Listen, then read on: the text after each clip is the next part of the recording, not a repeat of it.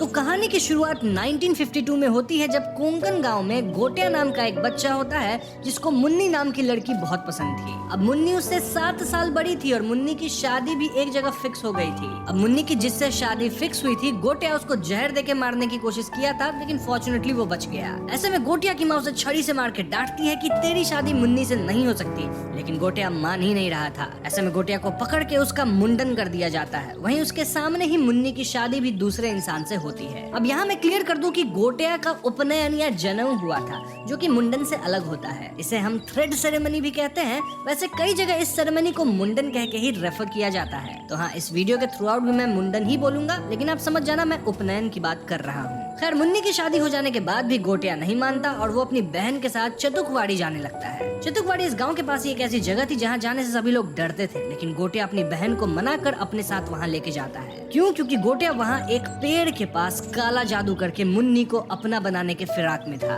हद तो तब हो जाती है जब हम समझ पाते हैं कि इस काले जादू को संपन्न करने के लिए गोटिया को एक बलि भी देनी होगी और वो अपनी बहन को ही मारने की कोशिश करता है। इस धक्का मुक्की में गोटिया का सर पेड़ पे लग जाता है, जिससे वो काफी चोटिल होता है। अब जब तक गोटिया की बहन अपनी माँ को और गांव वालों को बुला कर लाती, गोटिया वहीं पेड़ के पास अपने प्राण त्याग देता है। ऐसे में गोटिया का अंतिम संस्कार वगैरह होता है और पंडित लोग उसके रिमेन्स को उसी काले जादू वाले पेड़ के पास छिड़कते हैं, मतलब दफनाते हैं, और फिर पेड़ पे धागा बांध के गोटिया को वहीं कैद करते हैं। दरअसल जब भी किसी का मुंडन होता है और अगर वो बालक मुंडन के 10 दिन के अंदर मारा जाए तो वो ब्रह्म राक्षस या फिर मुंजा बन जाता है। मुंजा काफी खतरनाक होते हैं और इसलिए गोटिया को इस पेड़ के साथ ही अटैच करके कैद कर दिया गया था ताकि वो किसी को परेशान ना कर सके। अब यहाँ से कहानी प्रेजेंट में पुणे शहर पे आती है, जहाँ हम बिट्टू से मिल पाते हैं जो कि बहुत डरपोक है। बिट्टू और उसकी माँ पम्मी मिलके सैलून चलाते हैं और इनके फैमिली में बिट्टू की दादी भी है जो कि उसे बहुत प्यार करती है। बिट्टू को बाहर जाके हेयर डिजाइनिंग वगैरह सीखना है और इसके लिए उसे स्कॉलरशिप भी मिल चुकी है,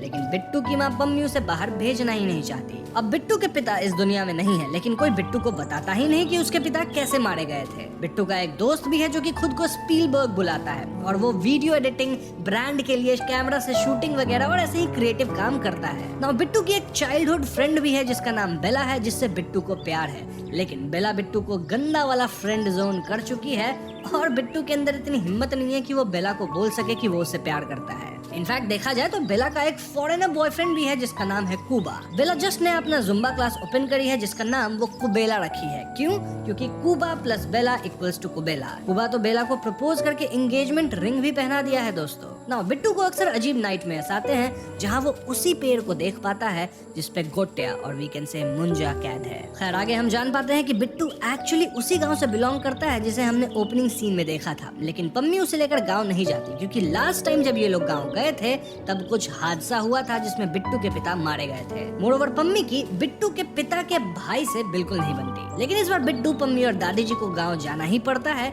क्योंकि बिट्टू के कजन रुक्कू की सगाई थी। अब गाँव पहुँचते बिट्टू के चाचा, जिनका नाम बालू है, उनमें और पम्मी में तनाव बढ़ जाता है। बात आगे तब बढ़ती है जब बालू काका चतुकवाड़ी बेचने के लिए दादी जी को पेपर्स पे साइन करने को कहते हैं, लेकिन दादी चतुकवाड़ी नहीं बेचना चाहती थी। दादी का कहना था कि वो जगह शापित है और हम उसे नहीं बेच सकते, लेकिन बालू सुनने के मूड में नहीं थे। बहस में बालू कहने लगते हैं कि आप अपने बड़े बेटे के लिए तो बराबर साइन कर देती, और वो भी तो चतुकवाड़ी बेचना ही चाहता था ना। वहीं जाते वक्त तो वो पानी में डूब कर मारा गया था। अब अगर आप कंफ्यूज हो रहे हो तो यहाँ बिट्टू के पिता की बात हो रही है, क्योंकि बिट्टू के पिता और बालू भाई हुए ना, और बिट्टू की जो दादी है वो इन दोनों की माँ हुई। खैर, बिट्टू भी ये सब सुन लेता है और जोश जोश में बालू बिट्टू से कहने लगते हैं कि तुम्हारा बाप वहाँ पे पेड़ जलाने गया था, पागल था वो और पानी में डूब के मर गया। इन बातों से बिट्टू बहुत हर्ट होता है और वो इस जगह से भाग के सीधे चतुकवाड़ी में उस पेड़ के पास पहुँच जाता है। हम देख पाते हैं कि गोटिया, जो कि अब मुंजा बन चुका है, वो बिट्टू को देख के काफी खुश होता है, सेइंग कि मेरे रिश्तेदार आ गए। अब बाकी लोग बिट्टू को ढूंढ रहे थे, लेकिन बिट्टू मिल ही नहीं रहा था और ऐसे में दादी एक छड़ी निकालती है और सीधा चतुकवाड़ी में उस पेड़ के पास पहुंचती है।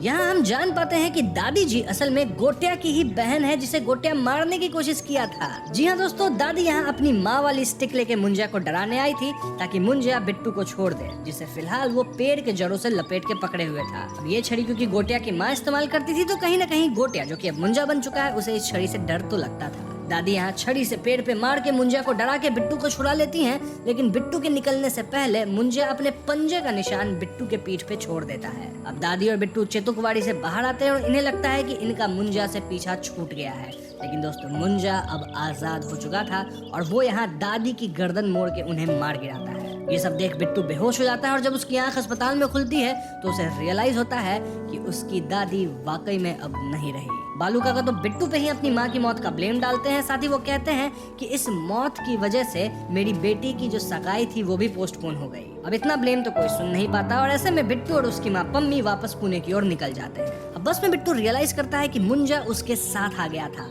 और मुंजा को सिर्फ ब्लड रिलेटिव्स ही देख सकते हैं, इसीलिए बस में सिर्फ बिट्टू से देख पा रहा था। मुंजा बिट्टू को काफी परेशान करने लग गया था। इनफैक्ट पुणे पहुंच के तो वो बिट्टू को मारता पीटता भी है। मुंजा को अब भी मुन्नी चाहिए थी और वो बिट्टू से मुन्नी को ढूंढने कह रहा था। मुंजा सूर्यास्त तो होते ही आ जाता और सूर्योदय होते ही चला जाता, यानी पूरी रात बिट्टू मुंजा के प्रकोप से परेशान रहने लगा था। अब पम्मी को लग रहा था कि बिट्टू इतनी बुरी हालत में इसीलिए है क्योंकि वो दादी जी के जाने के गम में है, और पम्मी तो ये भी सोचने लग गई थी कि कहीं बिट्टू ड्रग्स वगैरह तो नहीं कर रहा। अब बिट्टू ये मुंजा वाली बात अपने दोस्त स्पीलबर्ग को बताता है एंड एज यूजुअल स्पीलबर्ग पहले तो भरोसा नहीं करता, लेकिन शाम ढलते मुंजा स्पीलबर्ग को भी पीट देता है जिससे उसे भरोसा हो जाता है। अब हालांकि स्पीलबर्ग मुंजा को देख नहीं सकता था, लेकिन सुन और एहसास जरूर कर पा रहा था। और हाँ, मुंजा जब भी आता बिट्टू के पीठ पर वो हाथ का निशान जगमगा जाता और इससे बिट्टू को पीठ पे दर्द भी होती थी। स्पीलबर्ग और बिट्टू प्लान करते हैं कि वो लोग मुंजा के लिए सचमुच मुन्नी को खोजेंगे और इसके लिए बिट्टू अपनी कजन रुक्कू को गांव में मुन्नी की इन्फो निकालने कहता है। वैसे एक साइड इन्फो मैं आपको दे दूं कि स्पीलबर्ग को रुक्कू पे बड़ा वाला क्रश है। खैर रुक्कू यहाँ गांव में जुगाड़ करके मुन्नी की एक पुरानी फोटो भेजती है और मुन्नी की शक्ल हूबहू बेला और उसकी माँ जैसी थी। दिस मेंट कि बेला की जो ग्रैनी है वही मुन्नी है और ऐसे में बिट्टू और स्पीलबर्ग उस रात मुंजा को मुन्नी तक पहुँचाते हैं। अब मुंजा देखता है कि मुन्नी तो बहुत बुरी हो चुकी है और ऐसे में मुंजा कहता है कि अब उसे शादी करनी है, लेकिन मुन्नी से नहीं बेला से। जी हाँ दोस्तों, ये सुन के स्पीलबर्ग और बिट्टू की हालत खराब हो जाती है और यहीं पे इंटरवल होता है।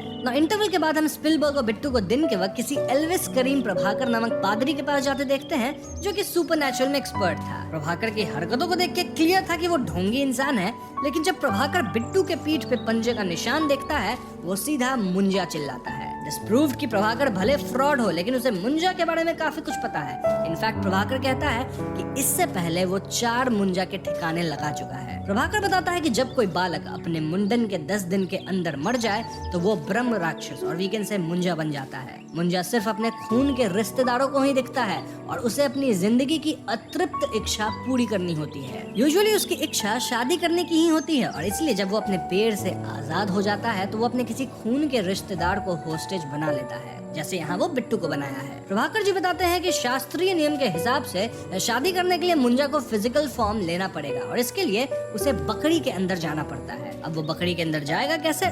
मुंजा के किसी ब्लड रिलेटिव के खून से बकरी के ऊपर एक खास निशान बनाना होगा जिससे मुंजा बकरी में चला जाएगा। वो बकरी के बॉडी में जाके लड़की से शादी करेगा, देन लड़की की बलि देगा ताकि लड़की और मुंजा दोनों भूत बन के हमेशा साथ रहे। अब मुंजा को रोकने का टेक्निक ये है कि जब वो बकरी के अंदर जाएगा ना तब शादी करने से पहले बकरी को ही मार डालो जिससे मुंजा भी खत्म हो जाएगा। हालांकि मुंजा ये बात किसी को बताता नहीं, लेकिन प्रभाकर जी को सब पता था, वो सारे राज खोल दिए थे। अब ये सुनते बिट्टू और स्पीलबर्ग प्लान करते हैं कि कैसे वो लोग बेला को लेके गाँव जाए और इसके लिए वो बेला के पास जाते हैं। उससे कहते हैं कि हम एक गाँव में शूट करेंगे फॉर योर जुम्बा क्लास और ये सुनते बेला मान जाती है। तो बेला, पम्मी, बेला की जुम्बा वाले कुछ मॉडल्स, प्रभाकर जी, स्पीलबर्ग और बिट्टू गाँव पहुँचते हैं। यहाँ गाँव में ये लोग बालू काका के घर पे ही रहने वाले थे। कैसे?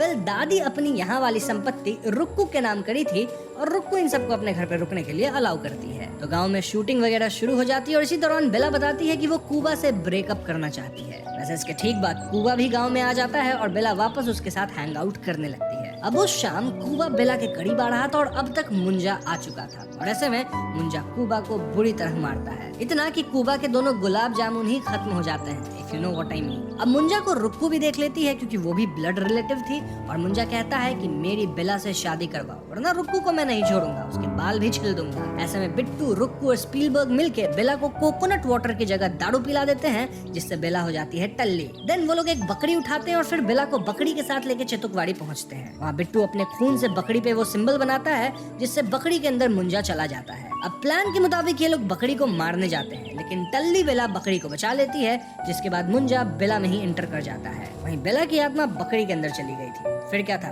पजेस्ड बेला यहाँ सब पे हमला कर देती है और सभी बकरी लेके किसी तरह चितुकवाड़ी से निकलते हैं। रास्ते में इन्हें बालू काका और एक रिश्तेदार मिल जाता है जिनका ये बकरी एक्चुअल में था, और बालू काका एंड हिज फ्रेंड इनसे बकरी छीन लेते हैं। ऐसे में ये लोग पम्मी को उकसाते हैं ताकि पम्मी जाके बालू काका से बकरी वापस ले आए, क्योंकि बकरी के अंदर बेला की आत्मा थी। अब इस पॉइंट पे जो पजेस्ड बेला थी वो भी गाँव आ चुकी थी और वो सब पे हमला कर देती है। तभी आता है प्रभाकर जो कि जादुई नमक के घेरे में बेला को कैद करता है। Now the new plan was कि ये लोग बकरी को लेके आएंगे और बेला की आत्मा वापस उसके शरीर में ट्रांसफर करेंगे by making the same symbol. तो अब जब मम्मी बालू काका के पास बकरी ले जाती है तो बालू का कहना था कि वो तो बकरी पका के खा गया। ऐसे में प्रभाकर कहता है कि फिर बेला की आत्मा बालू के अंदर है, तो बालू को पकड़ो और इसके ऊपर खून से सिंबल बनाओ। सब लोग बालू के ऊपर खून से सिंबल बनाते हैं। वहीं पैरेलल में पजेस्ड बेला रुक्कू को बेवकूफ बना के नमक के घेरे से निकल जाती है। अब यहाँ एक और ट्विस्ट तब आता है जब स्पीलबर्ग बेला वाली बकरी को ढूंढ लेता है। जी हाँ दोस्तों, बालू दूसरी बकरी को खाया था और ऐसे में एक मोमेंट आता है जब बालू देन बकरी रूपी बेला और बेला रूपी मुंजिया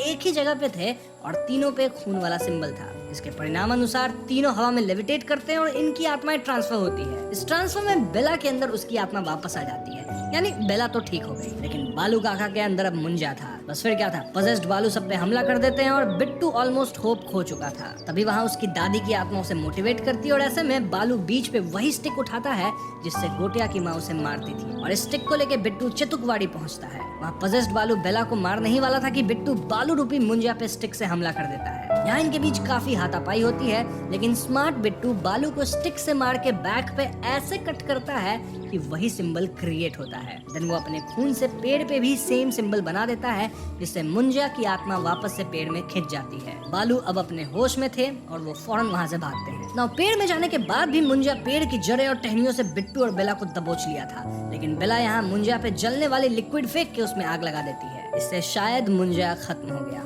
अगर आप ऐसा सोच रहे हैं तो गलत है। वैसे ये दोनों बच गए थे और दोनों एक दूसरे को हग भी करते हैं। तो यहाँ से सीन कट होके कुछ वीक्स बाद का आता है जब बिट्टू, बेला और सभी लोग पुणे वापस आ चुके हैं। यहाँ बिट्टू फाइनली हिम्मत करके बेला से आई लव यू कह देता है, लेकिन बेला तो कंट्री छोड़ के ब्राजील जा रही थी एडवांस्ड जुम्बा सीखने। बेला यहाँ बिट्टू को फ्रेंड जोन ही कर देती है और बिट्टू भी फ्रेंड जोन में ही खुश था। इसके बाद हम व्यूअर्स को एक मोन्टाज दिखाया जाता है जहाँ everyone is doing good, like Prabhakar वापस अपना नकली काम कर रहा है, बेला ब्राजील में एंजॉय कर रही है, स्पीलबर्ग भी अपना धंधा बढ़ा रहा है, बिट्टू भी खुश है, उसकी फैमिली भी खुश है, और बालू काका तो खुद को पेड़ बोल के पानी डलवा रहे हैं। बेसिकली बालू काका का दिमागी संतुलन ठीक नहीं रहा है, कहीं बकरी तो नहीं उनके अंदर। अब फिल्म के एंडिंग सीन में हम देख पाते हैं कि कुछ लोग उस पेड़ को काटने लग गए हैं जिसमें मुंजा फंसा हुआ था। दिस डिपिक्ट्स कि जलने के बाद भी मुंजा मरा नहीं है और पेड़ के कटने से वो आजाद हो सकता है। इनफैक्ट इसकी विजन बिट्टू को भी आ जाती है और वो तुरंत स्टिक वापस निकालता है। अब वो काटे गए पेड़ गांव से बाहर ट्रांसपोर्ट हो रहे थे, डिपिक्टिंग कि मुंजा वापस जरूर आएगा। नाउ फिल्म के पोस्ट क्रेडिट सीन में हम जना को देख पाते हैं जो कि जंगल में भास्कर को ढूंढ रहा है। भास्कर तुरंत शायद भेड़िया से ह्यूमन फॉर्म में आया था, तभी तो उसके कपड़े नहीं थे, और जना उसे कपड़े देता है जिसमें मुन्नी ब्रांड की चड्डी थी। वहीं मुंजा कहता है मुन्नी, और यहीं पे फिल्म खत्म हो जाती है।